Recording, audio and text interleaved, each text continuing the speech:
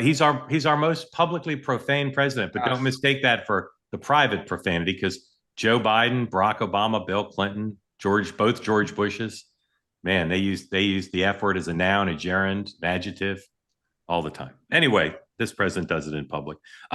Last night, number 103, the Russians, after the president, basically said to Putin, "I don't like what you're doing."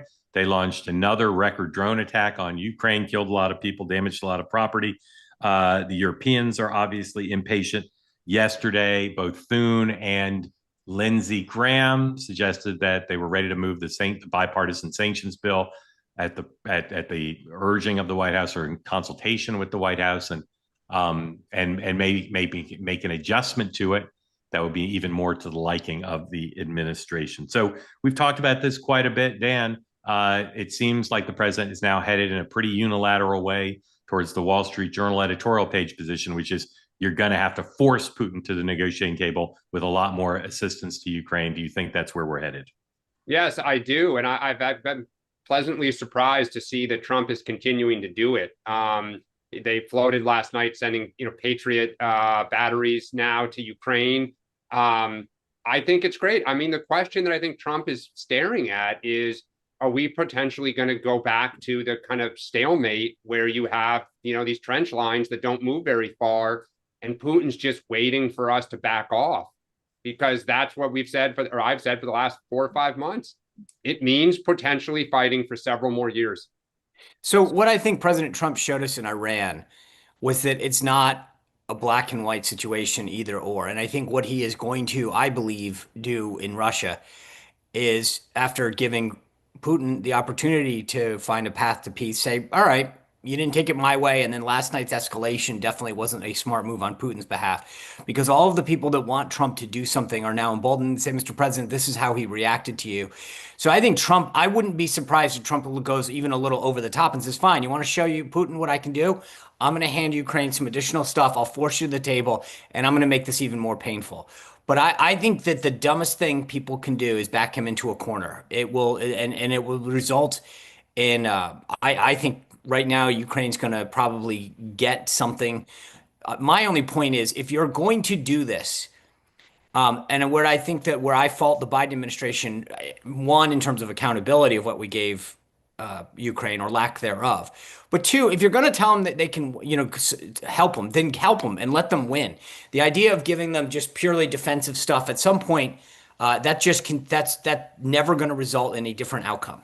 So I think the question becomes, do we arm them further that they can go on the offense and actually achieve a desired result? Because being defensive just prolongs everything and wastes a ton of money and it results in additional death. Well, but hold on. Were you just talking about Biden, or did you mean Trump? Because Trump said No, we're providing them purely defensive weapons. no, and that's right. But that was the Biden 4 years. But that's been everyone's, because at the end of the day, the difference between Iran and here is we went into Iran and hit them where they are. Right.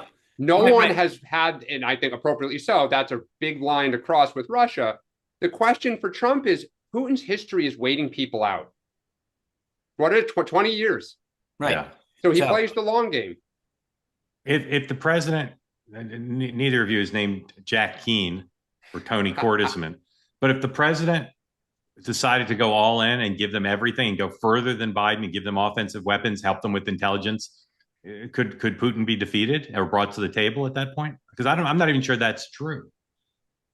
I mean, the question really is, I think there's, Mark, you've said this, it's their economy. Can it keep humming along, and can they provide it? And then just how many bodies are they willing to sacrifice? And public opinion, but unless you decisively beat him, I think he would just have use the bloody shirt to just rally public opinion on his behalf. Unless they start hitting a million casual. I mean, at some point, even in Russia, I mean, just like in Afghanistan, they started saying enough.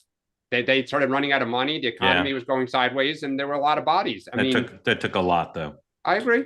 I'm very pessimistic that he'll do enough. I think he might do enough to avoid being accused of losing, and he might do enough to change Putin's rhetoric slightly. But I don't think the will is there to do enough to either change the trajectory of the war or force Putin to the table to agree to the stuff he won't agree to, which, by the way, is a good deal for him. I mean, under the circumstances, it's a good deal for him. But hold on a second. Is it a good deal for him? Because what you just said basically is it's inevitable that we will give up. I don't know that we'll give up, but I don't think we can win. I think we can just waste more time and money But that's not wasting time and money because he doesn't win. Well, I know, but I mean that's the challenge. A lot more people die. He still has Crimea. I mean, when you say a lot more people die, the Ukrainians are say we will sacrifice to defend and keep our country. But they're not. They're not. What do you mean they're not? They're not. They've lost a lot of their country.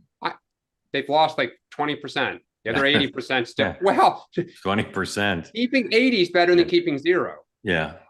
No, but I mean, I think this is the issue for Trump, and it's a remarkable turn because I agree with you, Mark. He's staring at this thing. I lose Ukraine, or we are now going to potentially go into a decades-long kind of hot cold war with Russia and Ukraine. Well, and there's also another factor here, and I mentioned this yesterday, the day before, but China understands the importance of this as well. Really? And I think so. So part of this sometimes is recognizing that it's not just one domino that falls, and so it's not just about Ukraine. It's about Russia. It's not just about Russia. It's about China. And I think that for Trump, when he starts hearing about this, and to your point, this is how it's going to play out for decades on end. He doesn't want that part of his legacy.